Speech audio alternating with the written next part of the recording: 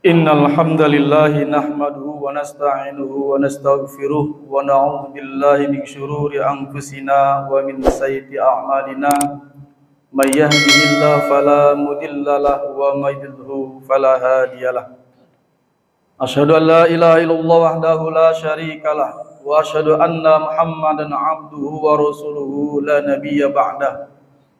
Allahumma shalli ala Muhammadin wa ala ali Muhammad kama sallaita ala Ibrahim wa ala ali Ibrahim innaka Hamidum Majid. Amma ba'd. Faqad qala Allah Ta'ala fil Kitabil Karim, a'udzu billahi minasy syaithanir rajim. Ya ayyuhalladzina amanu taqullaha haqqa tuqatih wa la tamutunna illa wa antum muslimun. Wa qala Allah Ta'ala, innal ladzina qalu rabbuna Allah tsumma istaqamu tatanazzalu 'alaihimul malaikah alla takhafu wa la tahzanu wa abshiru bil jannati allati kuntum tu'adun wa atiullaha ar-rasul la'allakum turhamun. Jamaah rahimakumullah, pertama dan utama kita bersyukur kepada Allah Subhanahu wa taala. Di tengah-tengah kesibukan kita masih dapat hadir di tempat ini untuk melaksanakan ibadah kepada Allah Subhanahu wa taala, yaitu untuk melaksanakan sholat Jumat.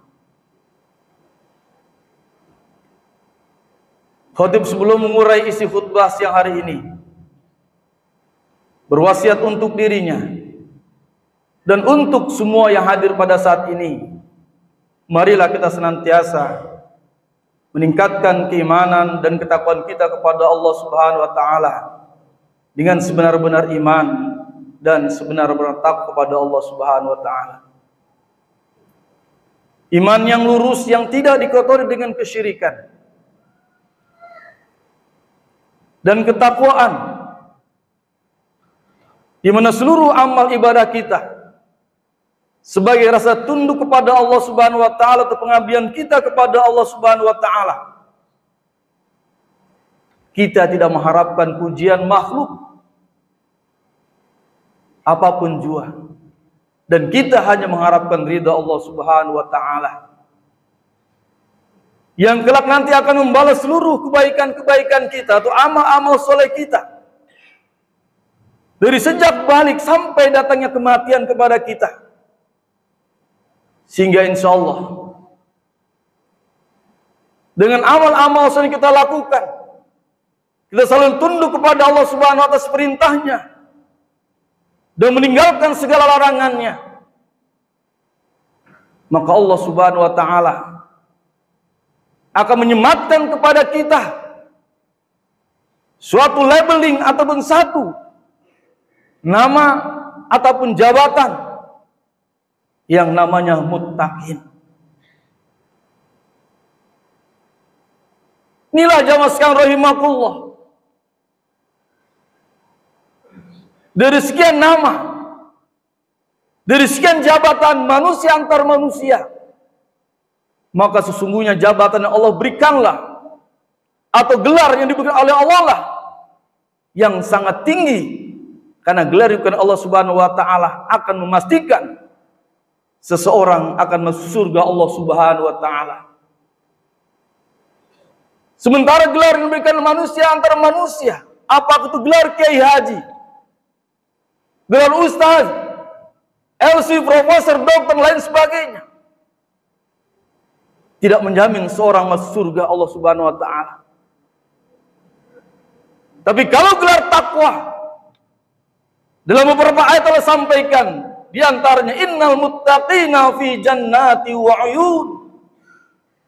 Sesungguhnya Allah Subhanahu wa taala akan masukkan orang yang bertakwa ke dalam surga yang di dalamnya mengalir air yang jernih. Ini jamaah rahimakumullah, marilah kita berusaha untuk meraih gelar takwa Allah Subhanahu wa taala agar kita diselamatkan Allah dunia maupun kelak nanti di yaumil akhirah. Bahkan Allah telah menjaminnya. Orang yang bertakwa akan dimasukkan ke dalam surga Allah Subhanahu wa taala. Nah, jamaah rahimakumullah yang insya Allah rahmati Allah Subhanahu wa taala. Dalam kesempatan yang singkat ini, di waktu saat ini, yang hanya beberapa menit ke depan, marilah kita fokuskan hati kita, pikir kita, mata kita, telinga kita, akal kita, semuanya kita tujukan kepada Allah Subhanahu wa taala. Dengan kita mendengarkan apa yang disampaikan. Apa kalau seorang ulama ataupun yang lainnya yang jelas dia menyampaikan ayat-ayat Allah Subhanahu wa taala,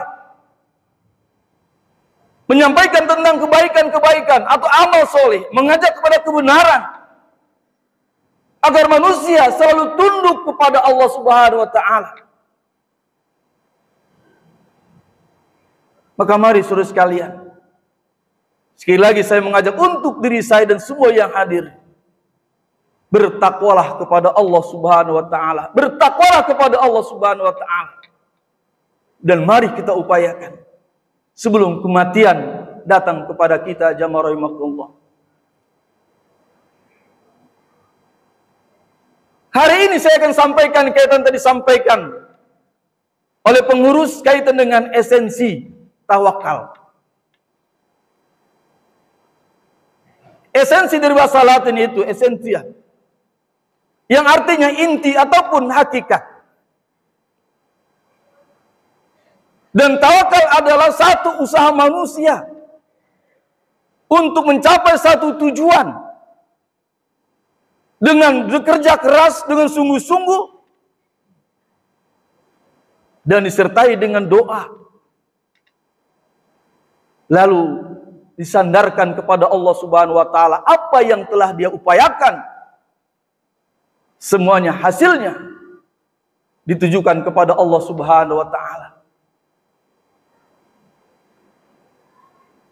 Karena jamaah rahimakumullah yang Allah Subhanahu wa taala, banyak orang yang menyalahi kaitan dengan tawakal. Ketika dia sudah berusaha, dia bekerja keras, namun dia lupa untuk memohon kepada Allah Subhanahu wa taala. Berdoa kepada Allah Subhanahu wa taala. Menyandarkan apa yang usahanya dia lakukan. Seolah-olah dia dengan belajar atau dengan berusaha, dia akan berhasil. Dia akan lulus. Dan sebaliknya, ada orang yang dia terus berdoa kepada Allah Subhanahu wa taala,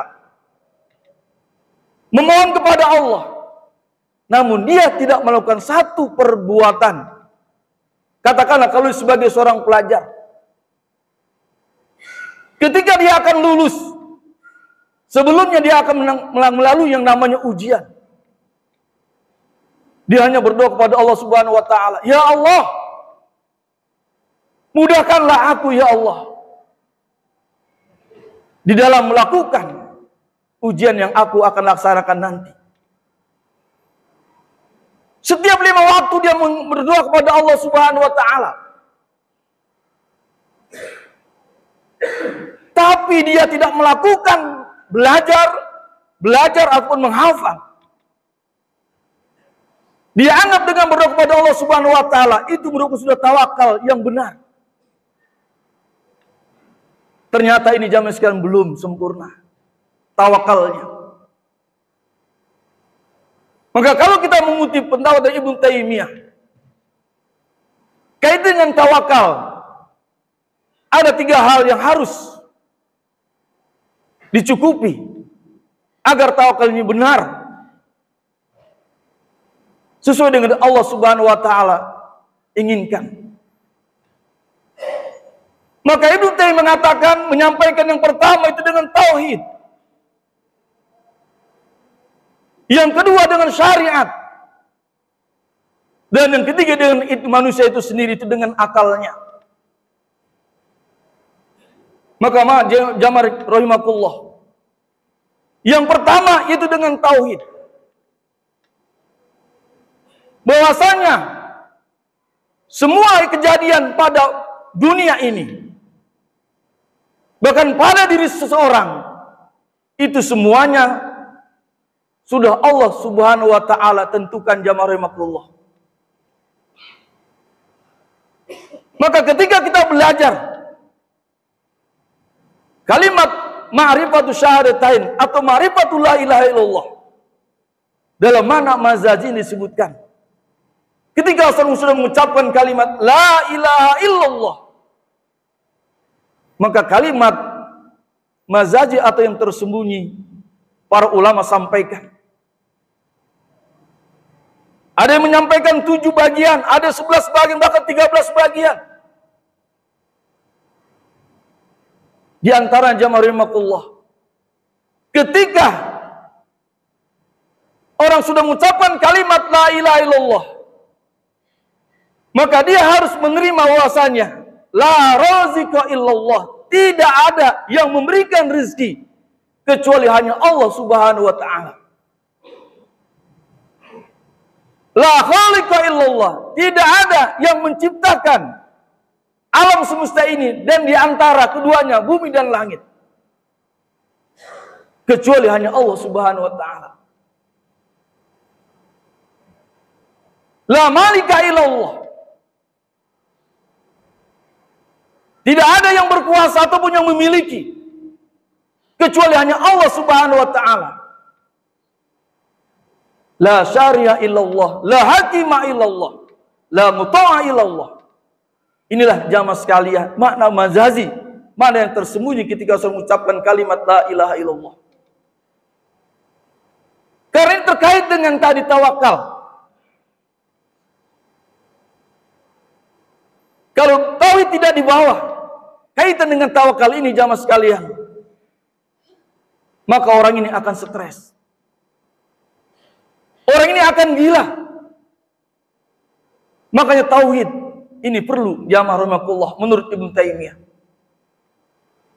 Kemudian yang kedua dengan syariat. Bahwasanya manusia untuk mencapai satu tujuan, satu keinginan, maka dia harus bersungguh-sungguh dengan segala upaya yang dia lakukan. Kalau dia seorang pelajar tadi, maka bersungguh-sungguhlah dia belajar agar harapannya, apakah dia naik kelas, atau dia lulus ujian, atau dia menjadi sarjana, S1, S2, seterusnya. Maka dia tadi harus sungguh-sungguh belajar jamaah rahimakumullah. Maka demikian juga bagi seorang pegawai yang ketika dia ingin naik jabatannya, maka dia pun harus bekerja dengan sungguh-sungguh. Harus menemukan satu inovasi yang baik, sehingga produksinya akan menjadi lancar, bahkan meningkat. Dan seterusnya jamaah rahimakumullah. Nah inilah yang dimaksud tadi dengan syariat jamaah rahimakumullah. Kemudian yang berikutnya dengan akal. Manusia oleh Allah Subhanahu wa ta'ala memiliki akal yang tidak dimiliki oleh makhluk yang lainnya jamaah rahimakumullah. Termasuk malaikat. Manusia makhluk yang sempurna. Nah maka dengan akal ini jamaah rahimakumullah, tadi untuk mencapai tujuan, untuk mencapai satu keinginannya, maka Allah berikan satu akal kepadanya. Sebagai contoh jamaah rahimakumullah, ketika dahulu orang akan menyeberangi satu sungai, atau dia ingin menyeberangi lembah di mana 2 gunung, saat itu manusia tidak bisa untuk menyeberangi karena tadi keterbatasan cara berpikirnya. Tapi karena Allah memberikan akal kepada manusia, maka kita lihat sekarang jamaah rahimakumullah, bentangan selat ataupun bahkan 2 lautan dengan akal manusia yang tadinya tidak mungkin, semua menjadi mungkin. Karena Allah tadi memberikan kepada manusia yang namanya akal. Terus dia berkembang, terus meneliti, dan kembali lagi jamaah rahimakumullah, semua itu atas izin Allah Subhanahu wa ta'ala. Nah makanya tawakal ini tadi Ibnu Taimiyah mengatakan, Pertama, yaitu akidahnya, tauhidnya. Yang kedua, yaitu syariatnya. Dan yang ketiga, dengan akalnya. Maka ketika kita akan melakukan satu tujuan yang kita akan ingini, maka pastikan jamaah rahimakumullah, semua ini berhasil atau tidak, walaupun kita sudah berusaha dengan sekuat tenaga kita, tapi kalau Allah Subhanahu wa ta'ala belum memberikan, katakanlah seorang pelajar kelulusan, seorang pegawai belum memberikan tadi itu jabatan yang tinggi, padahal dia sudah berusaha semaksimal mungkin, bahkan dia sudah berdoa kepada Allah Subhanahu wa ta'ala. Tapi kalau tauhidnya benar tadi jamaah sekalian, jika Allah memberikan apa yang dia upayakan, maka dia bersyukur kepada Allah Subhanahu wa ta'ala.